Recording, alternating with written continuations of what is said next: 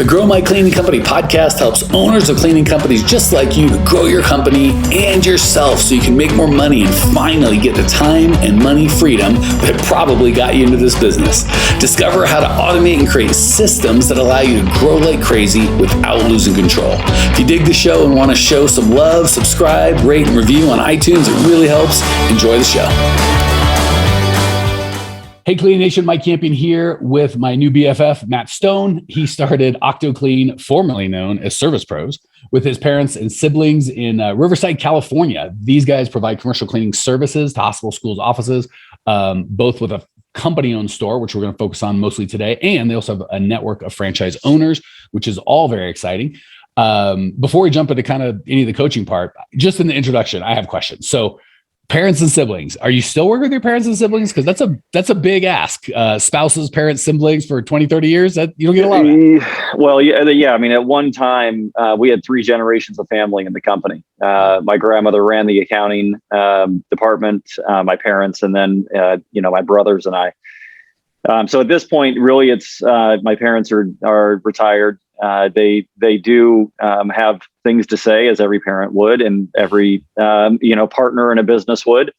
But my brother and I, still work together and truly enjoy doing that. With each other or in spite of each other?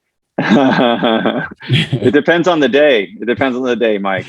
That's one of the very few answers that I don't think is going to be incendiary that I also believe. So that's pretty good.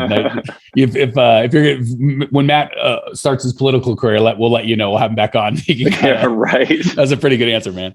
I wasn't trying to be nosy. It's just I can, having worked with so many owners of cleaning companies, it's just brothers and parents. That's a interesting dynamic anyway. And business is tough. You put them together. It's a tall ask. Yeah, I mean, I think that there came a time. I mean, in the 30 years that we've been working together, we've had our fair share of knockdown, drag out fights. And there came a time where it was like, are we going to still like each other? And are we going to still have dinners together? And are we still going to be a family? And it was a group decision, actually, at a dinner that we had, that we no longer talk business unless it's at the office. Nice. And so because we found that every dinner, every lunch, every family social gathering was a business conversation, and it turned into an argument, and that's just not the way we wanted to do it. And, we all held each other accountable. And now if there's ever a conversation about business, we, pull somebody aside and we have that conversation. We never have that in the group, and it works. Boundaries can be a beautiful thing when everyone plays nice. So here's, I guess, and I promise we'll get to the good stuff, so to speak, but it's just such a fascinating story. The question begs, clearly, I'm assuming you and or your brother have kids. So any interest? Are they completely like pass 1,000 times pass? Where are we at? Well, look, when this business started in 1991 and then started really growing in the 90s, I mean, I was coming out of high school. And it was a decision with my dad and I that we were going to grow this business and expand it into something that was going to transform the janitorial industry and have people start being treated with dignity and respect in this industry. Because frankly, we don't get the credit that we're due, with the exception of COVID. Thank you. In some ways, I know there's been a lot of death and destruction along with it, but one thing that we have gotten out of that is the respect that I think that we deserve. But when we did decide that, we were going to go through that, it was in partnership with each other. Now that my kids are growing up in the business and frankly, not in poverty, the way that my dad and I kind of started this company, and have the resources and things that they want and need in their lives. I believe that they need to go out on their own and do their own thing. If they, for some reason, find that they can be an asset to the company and they can build it in a way that they would be happy, and I think it would serve the company's goals and values, then I would be interested in interviewing them. But no one's getting the keys to the castle unless they've earned it. All right. So it sounds like the door is open, but same door everyone else has got to walk through. They don't get a special family. No, zero nepotism. All right. Love it. And again, by the way, God bless, it's your company, do whatever you want. So there's, as much as I respect that answer, a lot of people want to build legacy, and legacy looks different things for different people. But I think the big one on that one is you're clear, right? You know the answer, and hopefully you and your brother are on the same page, because that would suck if your kids had one set of rules and your brother's kids had another set. Now we got a prickly pear. Yeah, it takes a lot of convincing and AKA brainwashing of conversations that we have together. Like, look, the kids don't just get it. I've seen the destruction of generational businesses being handed down because you happen to have the same last name. And I think the legacy of a family company is one that continues on beyond the founders, and it doesn't have to be the siblings that are taking it. It just has to be owned by the family. That's my feeling. Well, if and when we ever decide to go the Jerry Springer route, we'll do an in-person live one. We're throwing. We'll get you and your brother and your kids, and we'll have a couple cocktails before, see if we can't get mayhem to ensue. Mike, we will not disappoint, my friend. We will not disappoint. Well, I wasn't planning on it, but now that there's a tease, I'm like, well, hold on, we got to make this happen. All right. That said, what's going on in your world that I can be of some use for you today, my friend? Well, we're blessed that we have had success in the operation of our business, and along with that, we see a huge opportunity in growing into the Phoenix metro area. Phoenix reminds us a lot of the Inland Empire here in Southern California. Back when it was the Energizer Bunny of the economy, until the real estate went down in 2007. So now we go out into Phoenix, and really what we're struggling with in the Phoenix area is, not necessarily the systems, but it's really getting to know the personality of the region. Where are the best people that we can, find to hire? And how do we attract those people? Is it the same way that we would do it out here? Or is it old school, guerrilla marketing type of, like, going to find the good employees, putting up ads in laundromats and trying to find people? It's taking longer than I would want it to, I guess, is the main issue. And I just like to get your thoughts on, how would you approach entering a new market to find the best people? Because that's what it boils down to. The people are the ones cleaning the buildings. They got to do a good job, and I have to find the right folks. Man, I have lots of thoughts, and I really like that question. So, full disclaimer, I'm 47. I've been born and raised in Phoenix, lived there 97% of my life.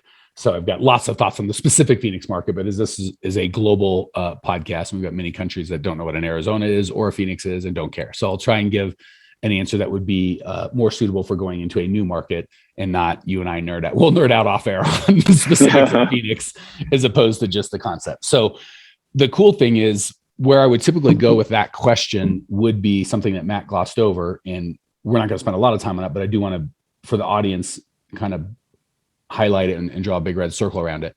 The systems and processes are the key. So I'm going to make a reasonable assumption that since Matt, his business says, hey, we've got a set of systems and processes that we're selling to other people to get the same sort of results that we do, we're going to assume that he's not a charlatan, and he's got good, and for 30 years, it'd be pretty hard to be a charlatan, to be pretty good at, so we're just going to assume he's a real business with great systems, a great process. So I don't want anyone to go, oh, the things that Mike said, I'm going to focus on that, without building the foundation of systems and processes. So everything after this, the end of this sentence, is presupposing we have systems and processes that are proven in another market, that are repeatable, scalable, and dependable. If you have that, this conversation is going to be helpful. If you don't have that, you can listen, but it would be for entertainment value only. Please don't go, oh, screw systems and processes, we just need to get to step 3. Let's put up some drywall before our foundation, because obviously that's disastrous. Okay. Fair warning given. That said, one of the big encouragements I would get, and we've got lots of clients that have done exactly this. They wanted to move, and they either left their business where it was, started a new business in a new place, and had the other business. But we have several clients that either because they live in multiple locations and are away from their business a lot of time, or for whatever lifestyle choices. Typically, sometimes it's, I just want to grow my company, but more often it's, the place I live and do business, they don't have to, I don't want them necessarily to have to be the same. So I don't want to say the biggest mistake, but the biggest thing that slows people down generally is it, as well as it relates to this question specifically, is some version of, but you don't understand, my business is different, but you don't understand, my market is different, but you don't understand, people where I'm at don't want to work, don't, are cheap, want the lowest prices, blah, blah, blah, blah, blah. Which the good news is, if and when you colonize Mars and put up something there, we're dealing with Martians, I have no idea I have nothing. I got nothing. Yeah. But as long as it's on the face of the earth and we're dealing with other humans, we're going to find most of the high level stuff works, and how we execute and some of the specifics are going to vary, but far less than we think. So first, I would give you encouragement, permission, whatever that word looks like, to hit you of, we know what we're doing. These systems and processes work in Riverside. We deal with human beings there, and we're going to deal with human beings here. And might the details of execution, we'll find a little tweak here and a little tweak there. Of course, obviously, let's have some common sense. But as it relates to human beings, especially on the hiring side, you'll find, I think one of my favorite parables is the guy at the crossroads, kind of there's two cities behind him, and the first man approaches and says, "Oh, I'm going to the city on the right, or I'm going to the city behind you. What are the people like there?" And he said, "Well, where are you coming from?" "Oh, this city. How are the people there?" "Oh, they were terrible. Liars, cheaters, thieves. Couldn't be a worse bunch of folk." And the guy at the crossroads said, "God, I wish I could tell you better, but same group of folks that you're going to run into at the next place." And then, as you might kind of be unwrapping in your mind, the second guy comes with the same question, and the guy at the crossroads gives the same question and response. "What were the folks like you came?" "Oh my gosh, the people I came from were just amazing. Kindest people, lovingest people. Couldn't ask for better folks." He said, "Good news." And he's going to the same location. "Good news. These people are the best. They're kind. They're amazing." So you'll find, I'm sure, well, maybe you've got more or less Hispanics in Riverside, more people that speak Spanish or not. Obviously, I think I've been to Riverside and been to Phoenix. There's probably similar, but let's say it was very different. Older people, younger people, all that sort of stuff. And I'll get into some details of how we might thin slice this or test it, but I want to give you and the listeners encouragement that things that work with humans in Riverside shall work with humans in Phoenix, shall work with humans in every province of Canada, the 27 countries we've worked in, all 50 states of the United States. I've never found a country or a state or a province, under lockdown or not, there's successful people and there's unsuccessful people. With people that don't want to work, in huge air quotes, they're successful. They'll be literally saying, "Is there a McDonald's in the area?" "Oh yeah, one, 2 minutes away." "What do you think they pay?" $13 an hour. How many, if you walked in there right now, how many $13 an hour employees? 27. Okay, so we've established the fact that there is no such thing as, in Phoenix, people don't want to work, but in Riverside, they do. Like, that's just not the case. And it might be based on the laws of the land and who it attracts, that maybe the workforce is X amount in Riverside and X plus or minus amount in Phoenix. So again, that would be the subtlety. But to just say no one wants to work or everyone wants to work is foolish.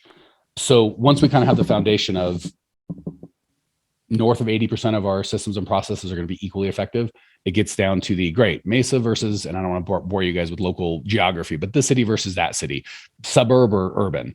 I know where I'm sure you know where the businesses are, and that's going to be pretty similar. So, and you said to him, I'm really more into the hiring than I am the client attraction. I'm assuming the client attraction you're finding to be a little more intuitive.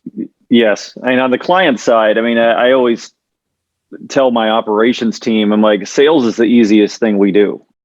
Execution is always the hardest thing that we'll do. And, because it boils down to good communication, good people, accountability, and all of those things. But so we don't have a problem with that. I think that, as you're talking, Mike, what I'm starting to be aware of is how caught up I am in the potentially in the over analyzing the basic details, right? Not the first time, not the last time for neither myself nor my new friend here. Yeah. So, it's looking at, the hourly minimum wage in California is X, and in, Phoenix, it's Y. Cost of living is this in Southern California versus and so looking at how do we attract people, but ultimately the pricing that we give to customers is going to be the same in Phoenix as it is in Inland Empire. And it does adjust a little bit here and there depending on minimum wage and expenses. But as long as there's a profit there, then we can afford to pay an employee $16.50 an hour in Phoenix, even though minimum wage is significantly less than that in that area. And so I think we're just kind of beating ourselves up trying to find a way to find that right wage, when really what I want is just to attract the right people.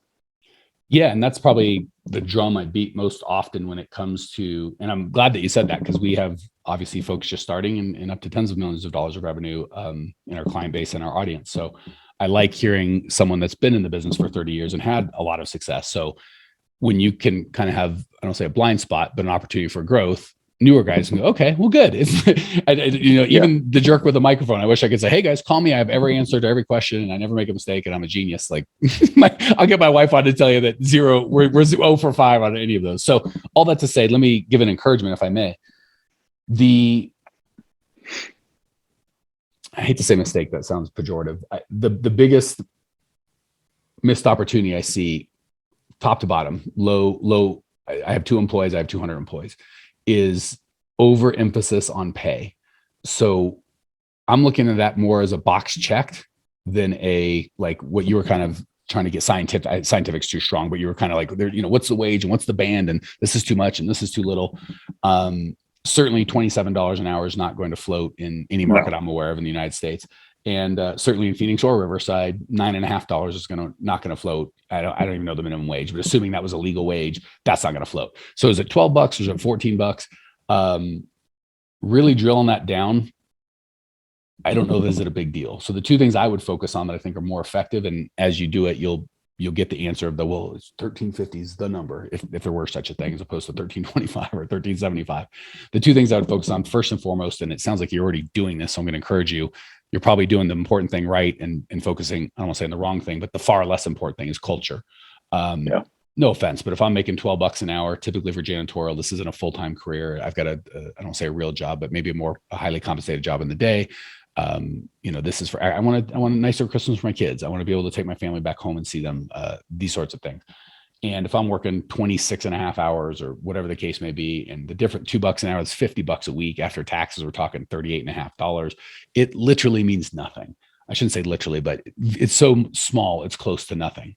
Yeah. What I'm really looking for is, do I have a place to belong? Am I appreciated for what I do? Do the people that I'm working with share my values? And most of the people that are going to want to work for us aren't going to be able to articulate these questions clearly, but we can do it for them. And that their heart is going to show up to the interview going, is this a place? I've worked at places where they don't learn my name for the first 3 months. And even then, they get it right half the time. Or am I a human being where I'm cared about? And if we can really make that sing, if we're off even a buck, which I think is, again, when we're talking about a small band, right? Anyone common sense will go, what's the minimum wage? I'll go look at for 7 seconds on 27 seconds on Indeed. I'll get the band is going to be, I'm just making it up for Phoenix. I have no idea. Even though I'm in Phoenix, I'm not out of time. And I coach in this business. It's that little of importance to me. Can't imagine less than $12, $13 is going to get it done. And I can't imagine a universe where 15, 16 to start is, at all required. So we'll just call it $14 an hour. Right. And that's with zero data, zero nothing. I'm sure you've I've done a bunch of research. We could geek out on that, but I won't. Yeah. So if we call it $14, fair, maybe it should be 13, maybe it should be 15. If you do a good job attracting people to share your values, right? Because it's not trying to beat people into your mold. It's being so loud with who you are. For us, it's have fun, make money, be real, and help out. And all of our people are super into that. And they could all probably go make 10, 20, 30% more if money was their ultimate. And we pay better than average, right? I'm not saying we're screwing them. I'm just saying, there's other things. So that's the first place I would focus. And then the cool thing is, when I say the first place, I mean culture, not the $14 an hour. But I'm just saying, with virtually no education, I'll bet you with that $14, you could pay for research. You could spend months trying to figure it out, and you're going to come within a buck of $14 an hour. Yeah, just off the top of your head. The flip side is, well, what about the money? Same thing. If I'm selling, I'm never, if you're not the cheapest in town, second cheapest is nothing worth it. Might as well be the most expensive. So I'm just going to sell based off of cost of goods sold. And if at $14 an hour, my cost of goods sold fully loaded is $16.50, I'm just going to make sure that's a 50% cost of goods sold. And guess what? If I'm selling the right customers and I understand their pain, I'm communicating with them, and I'm $28.50 a month for an account, and because some other guy's paying $12.80 an hour and he's closer to $9, he's, what did I just say? $28.50. He's $26.25 a month, and they go with him. It's not because of the dollar. It's because I've done a terrible job selling. So yeah, I guess the big thing is just give you an encouragement of, your systems and processes. I think you're 98% of the way there, and your fear is you think you're 80% of the way there. So you keep kind of beating the same drum, trying to get the 18% that you've already achieved. Right. And I think it is the churn, right? I mean, it's something that I'm proud of is our culture and how we treat our people and how they treat each other. Here in Southern California, that's something that we're very, very proud of, and we nurture. And so it really is just finding, that first handful of, locker room guys, right? That is going to be good for the group, that are going to keep things together, that are going to believe in the vision and mission of the organization, that are going to be able to speak to people who are naysayers that they work alongside, and say, well, no, this is really what it is, and not just commiserate, and say, yeah, these guys are full of it, and they're not even from our area. So those are the kind of things that I think they don't keep me up at night, but those are the things that I'm aware of. That when we find those people, we're finding those good people. That's what I'm looking for. Yeah, I'll give you and Clean Nation 2 quick things, and we'll wrap. One, I love the example of Phoenix because it is probably a more difficult, like Riverside would be difficult because it's not Riverside, it's the Inland Empire. Like there's so many contiguous cities that are just, you don't know when you move from Riverside to, I used to know Southern California, the next city. You don't know when you move from Phoenix to Surprise there might be a sign that you miss, but it feels exactly the same. No one's like, I'm a Phoenix boy, not Tempe. Like nobody gives a crap. So it can feel overwhelming when I haven't looked at a map, but I'm guessing easily 12, maybe 15 cities. There's just a ton of them. So I like the example because it's harder. The good news is we do the same thing with niche. When we get people coming into our program, one of the things that we emphasize is niche. And I love that on your introduction, it wasn't just like we do commercial cleaning. It's like we do hospitals, and you had 2 or 3 things that you're very specific of. So one of the things we do is niche, and the biggest problem people run into is they want the perfect niche, and we're constantly trying to reorient them away from quote unquote the perfect niche, which doesn't exist. You're picking your poison, right? This one's got these pluses and this minuses, and this one's got different pluses and different minuses, and I choose these pluses and minuses. So we move them away from the perfect niche fallacy towards the meets all my boxes fallacy, and then pick the one you like. So whether it be Phoenix or Queen Creek or Apache Junction or blah, blah, blah, blah, blah, on and on, we can nerd out with all the local geography. I'm looking for the minimum standard of, does it meet all my minimum standards? So like with customers, it's going to be, do they have pain? I care about pain more than anything else. Budget really doesn't make a big difference. On residential, certainly I'm not going to, no offense, my trailer park friends, but typically they're not going to invest a bunch of money to clean their homes. But if you've got $1 million, I can't think of a less than $1 million dollar building, or a multi-million-dollar building, or a multi-$10 million building, you've got $2,600 a month to clean it. So budget's not typically it. It's always paying. It's just, is there enough of them? And everyone's like, well, which is better, car dealerships or golf courses, hospitals or, strip malls, blah, blah, blah, or blah, blah, blah. And it's like, do they meet the 3? And then pick the one you like. So I'd kind of go the same way with employees in terms of Mesa or Surprise. I just picked the 2 kind of very far away geographically. Good news is with the systems and processes and culture, they all work, right? They're all populated enough. I'm not going to pick somewhere way out in the outskirts with no population where I'm going to have to struggle. So as long as they meet the minimum requirements, I would move away from getting quote unquote the perfect market for either customers or employees, and move into, do they meet my minimum boxes, and then go where the frick you like. If you're like, I just prefer Mesa over Chandler, then God bless, let's do Mesa. All right, questions, comments, Drew, remarks before we wrap it? No, I think that was some really great insights there. And, I think, I've never been somebody who shied away from, mentorship and training from others. I think a lot of people that are in business tend to do that because they think that they're going to, see or, be seen as less than. So I've really enjoyed this interaction because of that, because I think I need that, like you said, encouragement to be like, hey, it's okay. You know what you're doing. Let's just go in and make a choice. Just decide where it's going to be and go. and the rest of it will fall in. So yeah, no, I really just want to thank you for recognizing what I think my inside voice that I tend to shut up a lot, has been yelling at me. So, that's been good. So thank you. A, my pleasure. B, it's funny, the paradox that most successful people, resonate with what Matt said. Like, yeah, I need coaching. And the thing that drives me nuts is the people that desperately need the coaching are struggling. They think they got it all together. I'm making $3,200 American dollars a month, and I'm just working 73 hours a week. What could be better? And the guys, I don't know Matt's situation, but I'm guessing he'd probably do okay if he missed a paycheck.